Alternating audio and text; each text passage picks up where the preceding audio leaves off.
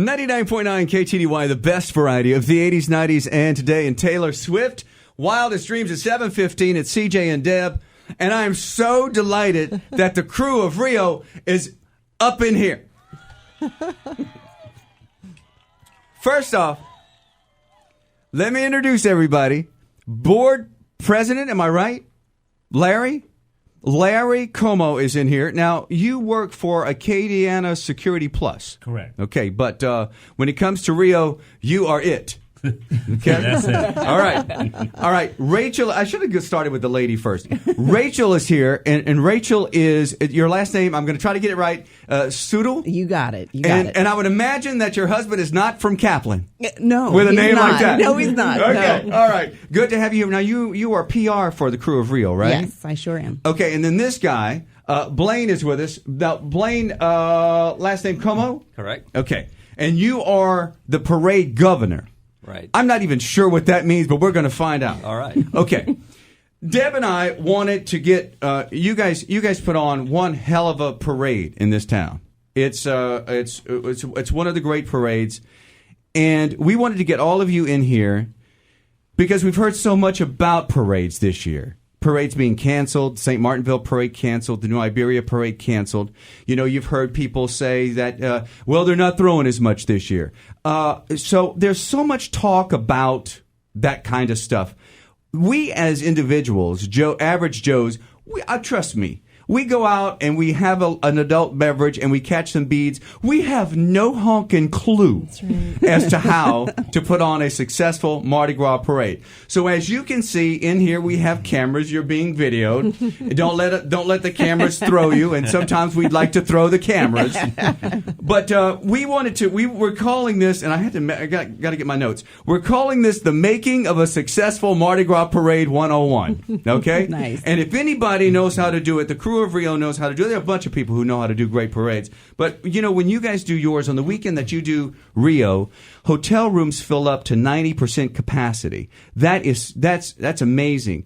And I would imagine the first weekend you did your Rio parade, probably wasn't the case. It took time to build up to where it is today. What, 11 years in the making? Am I right? 11 That's years. right. Correct. 11 years. Okay.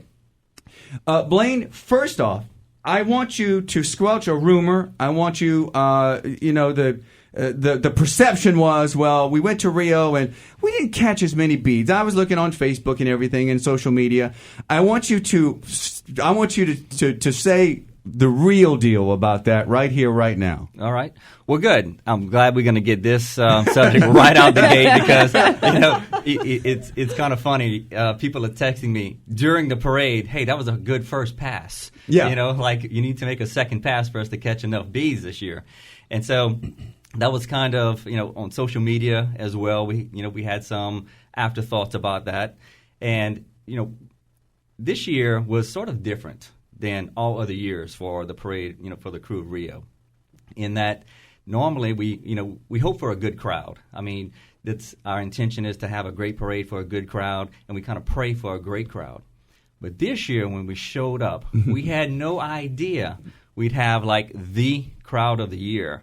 You know, it was just a phenomenon, and I guess we're going to talk about the reasons why that happened. Would you say that this year's Rio parade attendance was the highest ever in the history of Rio? Oh, absolutely. You know, and I would venture to say that it was at least twice, maybe three times the crowd that, you know, the Rio or most parades expect. Mm-hmm. You know, whenever it's a really good weather parade on Tuesday, when people really turn out, mm-hmm. That's what it looked like on Rio Saturday night. It was phenomenal.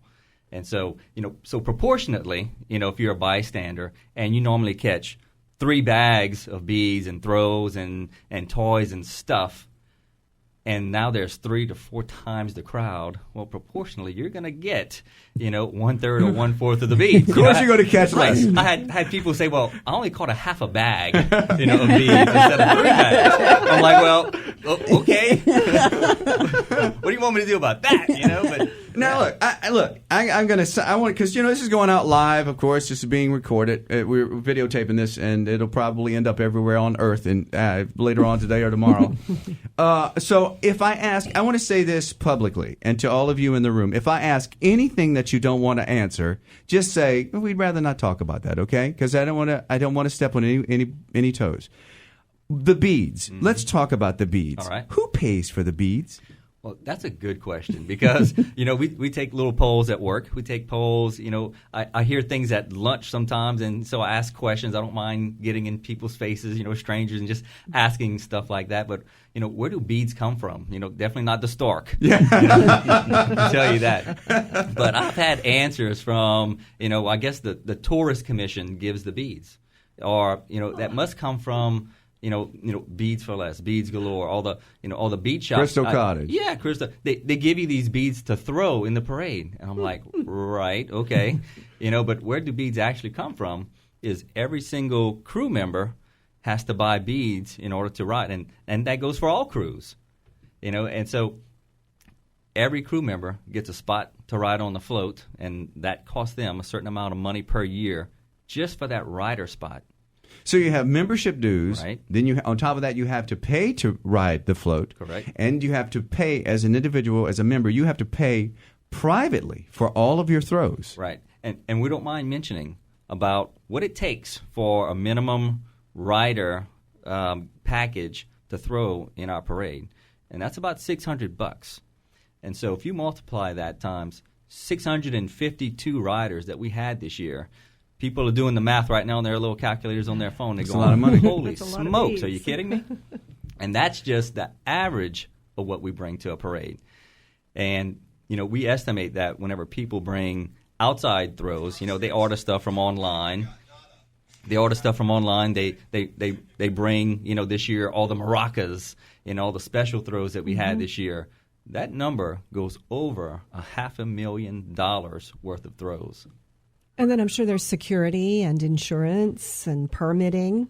Oh, absolutely. I brought 2 pages worth of items itemized about, right? Itemized list. Right. Sort of the anatomy of a parade, right? I want to ask, Larry, we were talking a few days ago. Did I hear you right when you said that you guys on your float alone spent more money this year on throws than any other year? Is that right? That's correct. So and then it must be disheartening when you get home and you look at social media and they say they didn't throw enough. Well, the thing about it is that most people buy their minimum amount of beads probably 2 months before the parade, so that we know what to order to supply all the riders of this parade. But then all of a sudden it's parade day and you have this beautiful weather, and people just go. Yeah. They just said, well, I'm not going to have enough. So we always buy from the crew. We bring from our float den whatever's left over that we purchase for the crew. Mm-hmm. That was sold out before 10:30 on Saturday morning. Unbelievable. So then you have all the locations that sell beads, and everybody's running to these locations buying whatever else that's left over.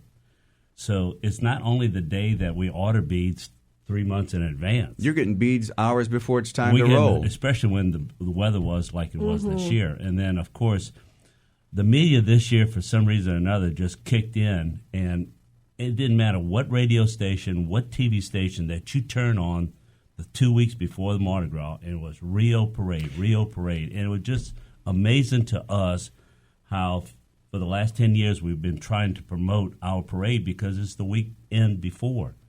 And how the city and all the parade goers have really just adopted us and support us and come out in droves.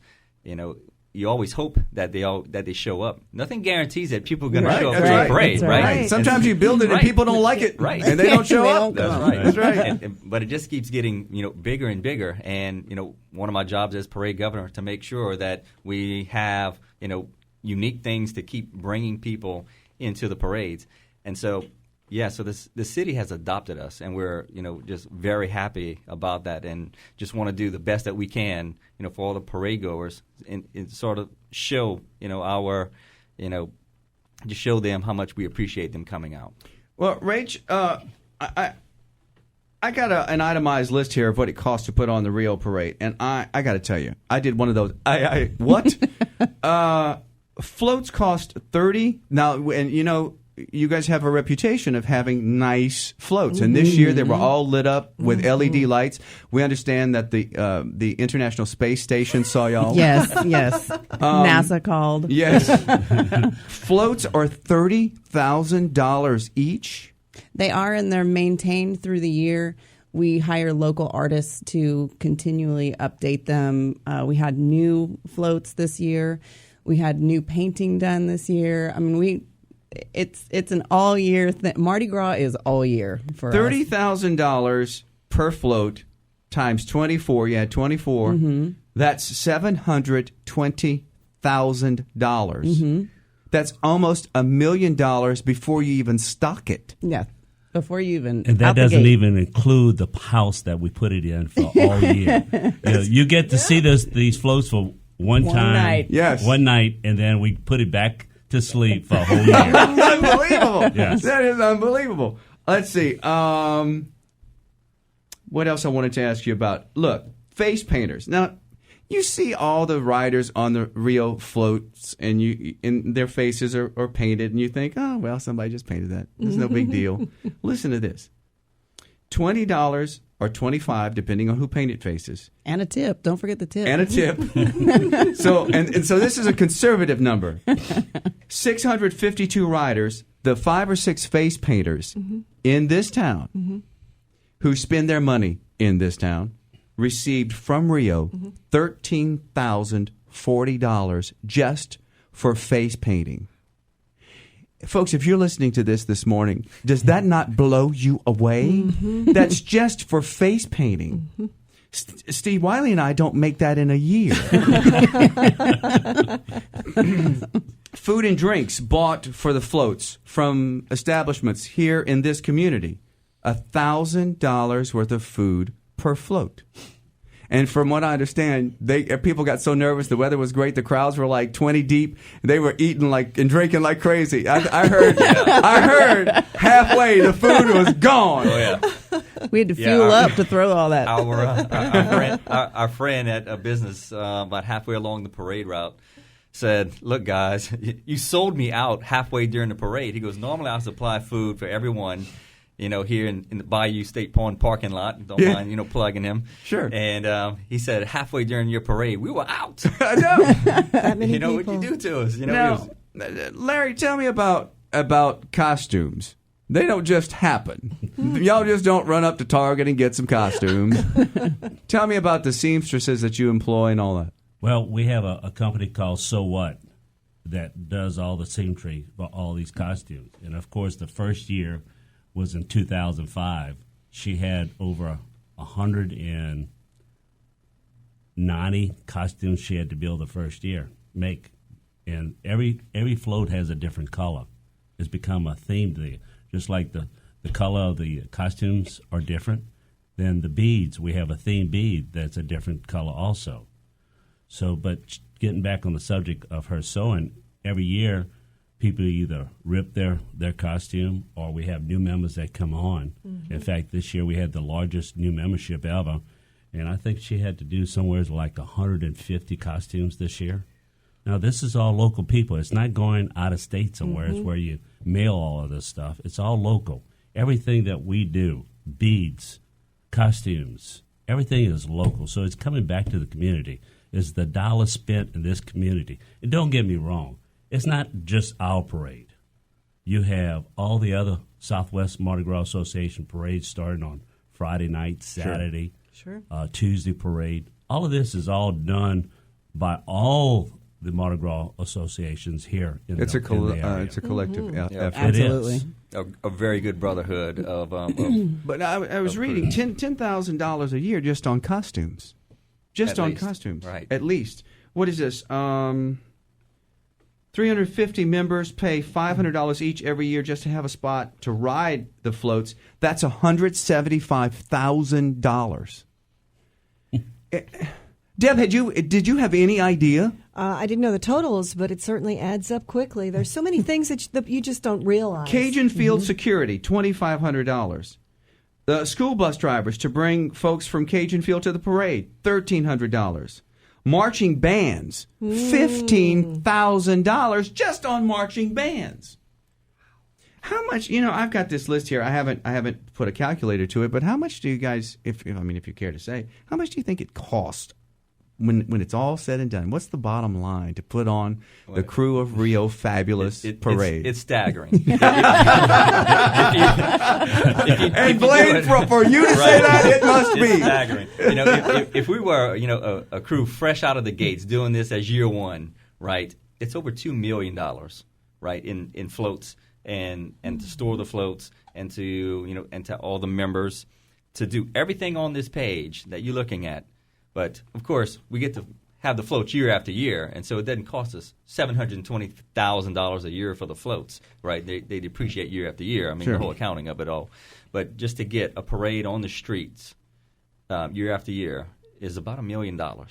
So when we see it and it just goes right by us, that's just money, just money. I will never look at a parade the same because of you three people. Yeah. Okay. Wow. Whenever you see them fully loaded, at Pontiac Point, right. and you're just like, wow, you're in awe of what it really represents. And when you get right down to it, what it really represents is our Cajun heritage. Without all the Rio members, without all the people in Bonaparte, in the King's Parade, in Scott, Karen Crow, Youngsville, all the parades, it's not just us.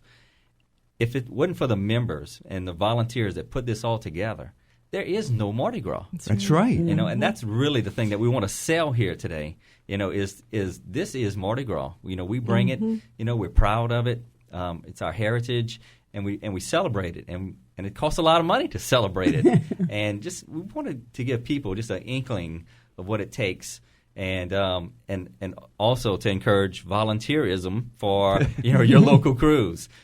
Support it. It's important to the community. It's important for everything we do in Louisiana, because everyone knows you say Mardi Gras, the whole nation focuses on Louisiana. Lafayette and New Orleans. That's right. Right. So it's just that important, and we wanted to make sure that we got that word out. Rach, you're the marketing director for the crew. What would you like to, as we wind up here, what would you like to say to everybody listening? Well, first I'd like to say, as a transplant, I'm a West Coast girl. And so coming out here, and Mardi Gras to me was New Orleans, the crazy, what have you. Since becoming a part of this crew, it's my other family. I mean, this Lafayette community is one of the most joyous communities I've ever experienced. And to be able to throw these fun throws, throw the parades, throw the ball, and see all the joy that goes on is just, it warms your heart. It's incredible. So yes, volunteer, be a part of it.